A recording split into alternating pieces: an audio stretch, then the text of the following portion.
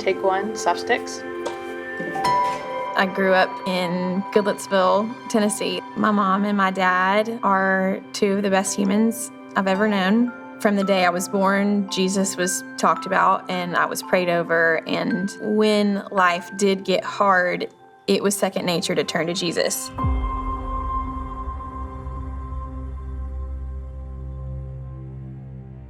I go throughout school. I have lots of amazing friends in elementary, middle school, high school. One of them being my now husband, Thomas Rhett. We had been in school together most of our life. I'd graduated from nursing school, thought that I was going to pursue a nursing career. And then Thomas Rhett pursued music in Nashville. So as his career took off, he was touring 200 and something dates a year. And we really felt like I needed to tour with him just in that first little bit of marriage, that it was important for us to stay together. And our life really just blew up.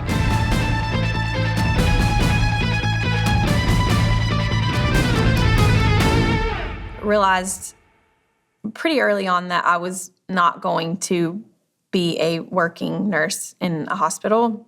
And so I started talking about that with my husband, and just like, this isn't really how I saw our life going. I know this is what you're pursuing, but I'm going to be honest, I really thought it wasn't going to work out, and I thought I was going to be a nurse, and that's how our life was going to go, and that's just not the plan that God had. I do want to support you, but I feel like I need to find kind of my own path within this too. We just both started praying about it, and I had a friend of mine who I met in college, and he was like, hey, I can't help but shake. I feel like the Lord just keeps putting it on my heart, like, you have got to meet my aunt. She's, founded this nonprofit, and he said they're taking a trip in a couple of weeks. It's a medical mission trip, and they just had a nurse drop out, and they need somebody. With that door that I feel like the Lord had swung open right in front of me, I walked through that door and went on this medical mission trip to Haiti. It was like, this is what makes my heart beat, and this is all I want to do. So at the end of the week, coming home from that trip, I'll never forget sitting on the plane. I sat next to Suzanne Marinick, the founder of the organization. I said, listen, I'm just so in love with what you do and your heart for people, and I want to be a part of what you're doing and what God has called you to do, and I want to go with you forever. She was like, really? And she said, okay, buckle up. So fast forward to the next April, we went to Uganda for the first time. And that's where I met Willa Gray. I met her when she was 5 months old. She was a true orphan. And I was FaceTiming my husband later that night, and I said, I feel called to help her find her forever home, wherever that looks like. And we know so many people who, back in the States, who are looking to adopt. He looked at me and he was like, we'll do it. You mean we'll adopt her? And he was like, yeah. I mean, I believe she's ours. And it was like that moment of, oh my goodness, we're having a baby. Over the next 13 months, it was very intense, and a lot of the adoption process really fell on me because I was the one who was able to travel and be with her and foster to adopt her for those 13 months. There were so many roadblocks, and I became pregnant. I was getting sick and throwing up 50-something times a day. The whole time I was missing my husband. I started to resent him a little bit because he was back in America touring. There were just, the roadblocks that I did see. It was like, Lord, I believe you, but how are you going to move this? I believe you, but this feels like we're never getting out of here. It was probably the most pivotal moment in my faith journey, as well as my husband's. We just watched time and time again how the Lord just intervened in such divine ways. The paperwork that just appeared out of nowhere after it had been lost for so long, or our adoption agency shutting down in the middle of the adoption and us getting on board with another one. And I felt like I was just hanging on by a thread. As I got more and more pregnant, it was just am I gonna have this baby over here? I don't wanna leave one child to take care of another in America. So we made the decision for me to come back and get the care that I needed because I was so sick. And so my mom and my dad flew over, and they actually were the ones who got to bring Willa Gray home. I don't even know that I recognize the person that I used to be before Willa Gray. Walking through the valleys that I did to like trust the Lord was gonna bring her home, it felt so dark, and I did feel attacked spiritually in so many ways, especially in my marriage.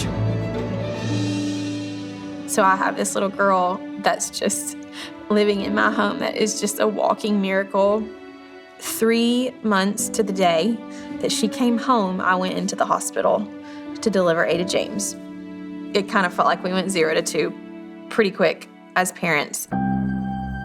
And I began touring with my husband, and I was running myself ragged and just chasing him all over the place, trying to make it feel like it used to. His life went on, and I felt like mine stopped, and I felt like we weren't doing it together anymore.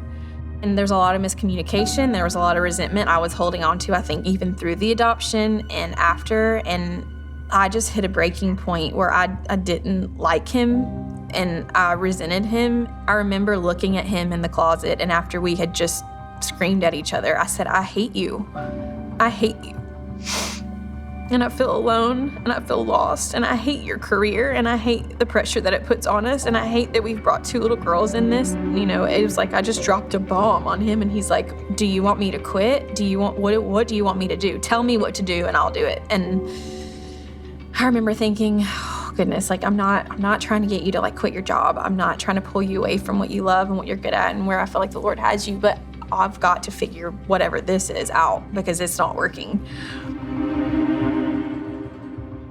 We did like a mini intensive counseling session for like 2.5 days. We just shared a lot. We shared everything, and some of it was really hard to hear for each other. So we really just did a restart, and that was when I feel like our marriage took off. 2020 was shortly after, and we just had our 3rd, Lennon, and I was like, wow. Like, I feel like we're cruising. I've really got this mom of 3 thing down, and I feel like Thomas Rhett and I are in a good headspace and a good page in marriage. And I got really sick one night, and I wake up the next morning and I'm just throwing up. It was like that moment where I knew, I think I'm pregnant. I burst into tears, and it just felt very selfish that I had that feeling of, what am I gonna do? Then I started to feel guilt for feeling sad. The after effects of having a 4th child really took me under. I felt like I was drowning. I just sunk. I sunk to the bottom and struggled with postpartum depression. I wasn't myself. I couldn't get out of bed. It was just months of watching Thomas Rhett take the girls upstairs and put them to bed because I truly just didn't have the energy even to walk up the stairs.